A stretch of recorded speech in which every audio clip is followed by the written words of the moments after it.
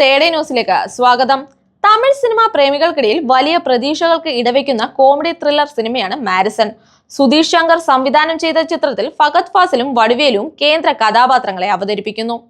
റിലീസിന് മുമ്പേ സിനിമയെക്കുറിച്ചുള്ള ആദ്യ അവലോകനം ഒരുക്കിയിരിക്കുകയാണ് നടൻ കമലഹാസൻ. എക്സിലൂടെയാണ് അദ്ദേഹം തന്റെ അഭിപ്രായം പങ്കുവച്ചത്. ഹാസ്യത്തിന്റെ മറവിൽ മനുഷ്യഭാവങ്ങൾക്കുമേലുള്ള സാമൂഹ്യ ബോധമാണ് മാരിസൺ അവതരിപ്പിക്കുന്നത്. സമൂഹത്തിലെ ഇരുണ്ട വശങ്ങളെ ശ്രദ്ധയോടെ ആവിഷ്കരിക്കുന്നതുമായ ചിത്രമാണിത്.